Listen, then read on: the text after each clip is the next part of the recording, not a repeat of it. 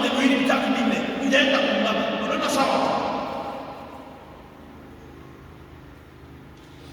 Na ikifika wakati wa kupokea Ekaristi, unakwenda kupokea.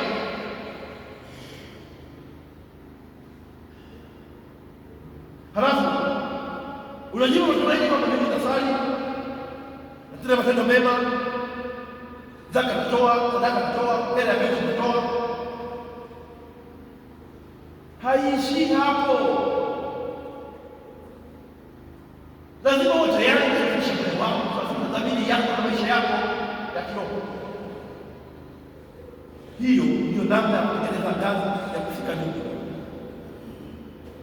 Yesu amepaa mbinguni kutuandalia makao. Tumwombe Mungu atusaidie ili katika maisha yetu mwelekeo wa kweli wa maisha yetu iwe ni kutafuta Mungu,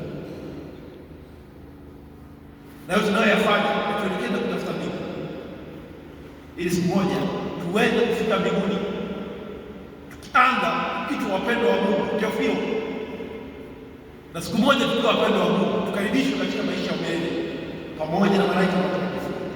Msifu Yesu Kristo. Na uamuzi wa kweli ni kuishi mafundisho ya Yesu kiaminifu, kushika neno la Mungu kiaminifu na kikamilifu. Wapendwa, matamanio yetu ni kufika mbinguni. Tunatamani sana kufika mbinguni, na ndio maana hata maandiko yanasema alipopaa mbinguni wakanyanyua macho kutazama juu, wanamuona anakwenda. Ndiyo matamanio yetu, kutazama ya juu, kufika huko juu aliko Mungu. Hamu ya mioyo yetu hiyo, lakini ili tuweze kuifikia hiyo, lazima tufanyie kazi. Lazima tuhangaike hapa duniani, tujenge msingi imara na ngazi ya kutupeleka sisi mbinguni. Hiyo itakayotusaidia kufika huko juu mbinguni alikokwenda Yesu, aliko Mungu, kuingia katika utukufu wa Baba. Tuna kila sababu ya kutaka juu mbinguni kumtafuta Mungu, lakini Mungu tunamtafutia wapi? Mungu tunamtafuta na kumpata katika maisha yetu ya kila siku, katika mwenendo wetu wa kila siku, namna tunavyoishi na wenzetu, tunavyotendeana na wengine, namna ambavyo tunashikana na Mungu. Hivyo ndivyo tunamtafuta Mungu, na hiyo ndiyo ngazi ya kupeleka juu mbinguni alipopaa Yesu. Hivi tutakuwa tunapoteza muda na kujitoa ufahamu kama tunahangaika kutafuta Mungu kwa kusisha kusali, wahi kanisani. Hiyo ni sehemu moja. Sehemu ya pili nayo tuifanye mahusiano yetu na wanadamu wengine. Maisha ya mwanadamu katika kuitafuta mbingu, katika kutafuta ufalme wa Mungu, ina sehemu mbili. Sehemu ya kwanza ile ambayo tunaita vertical dimension, mahusiano yako ya moja kwa moja na Mungu. Je, unasali? Neno la Mungu linashika, amri za Mungu zinashika na kadhalika. Lakini mahusiano ya mbao horizontal, namna gani unaishi na wenzako? Ndugu zangu, usihangaike kusali novena ndefu, sala nyingi na kufunga na kadhalika, wakati jirani yako mlango wa pili hata kumsalimia mtaki.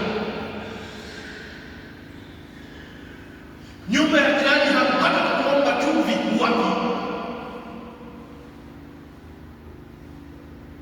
Hata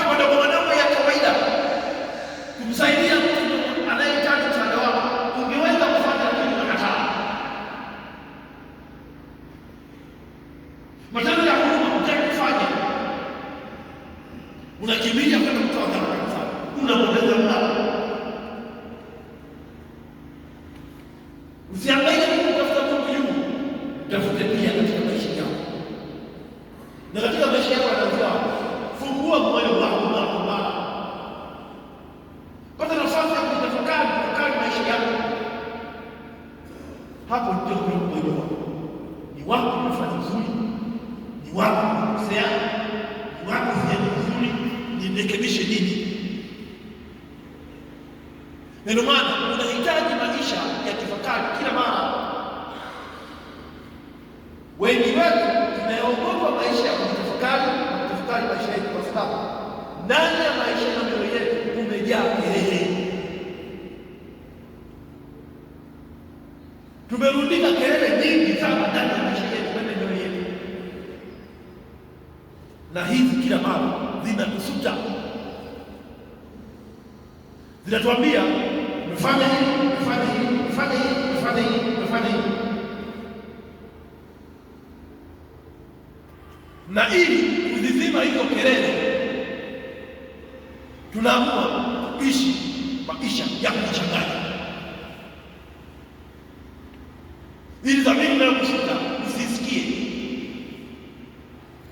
Umetenda mambo mabaya, dhamiri imekusuta, badala ya kwenda kutubu na kuomba msamaha Mungu ili dhamiri yako ibaki safi, endelee kukumbusha unachofanya.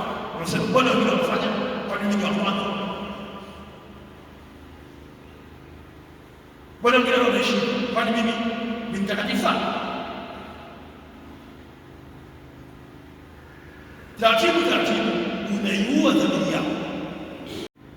2. Yesu amepaa mbinguni ili kwenda kupewa tuzo baada ya kukamilisha kazi kubwa aliyokuja kufanya duniani ya kukomboa wanadamu na kujenga daraja kati ya Mungu na wanadamu. 3. Yesu amekwenda mbinguni ili kumwandaa na kumtuma Roho Mtakatifu ili aje kumuimarisha huyu mwanadamu katika kazi ya kuyaelewa na kuyaishi yale yote ambayo alifundishwa na Yesu. Hivyo Yesu amepaa mbinguni kwenda kutekeleza haya. Lakini Yesu amepaa mbinguni, je, mimi na wewe tufanye nini twende mbinguni? Wapendwa, safari ya maisha yetu ya mwanadamu mwisho wa siku ni kutafuta ushirika kamili na Mungu.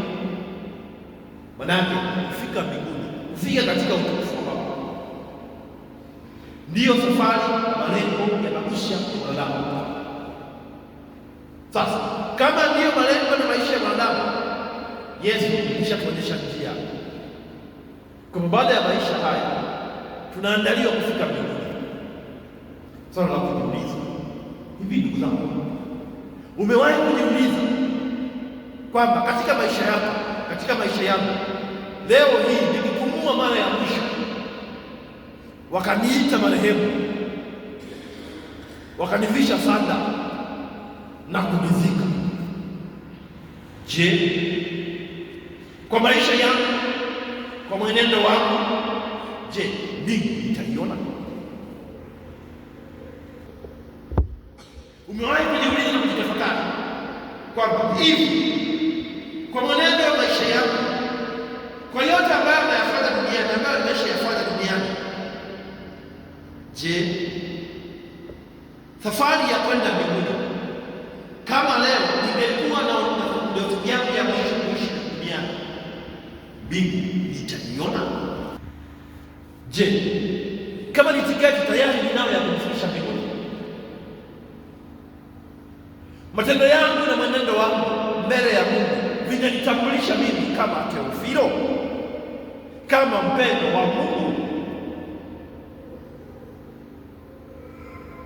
Je, ni mangapi ambayo nimeyafanya ambayo kwayo mbele ya Mungu nitastahilishwa mimi kuiona mbingu? Mungu ni mwenye huruma, lakini ni mwenye huruma katika haki. Huruma ya Mungu inatenda kazi katika haki. Hivyo ni kwa mwenendo wetu, kwa maisha yetu, kwa yote ambayo tumeyafanya hapa duniani yatatustahilisha kuiona au kuikosa Mungu.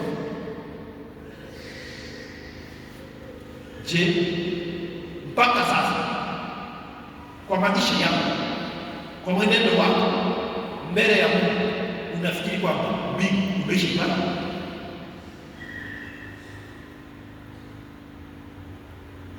Kama unafikiri kuna mambo bado yanapungua, hujachelewa. Fanya uamuzi.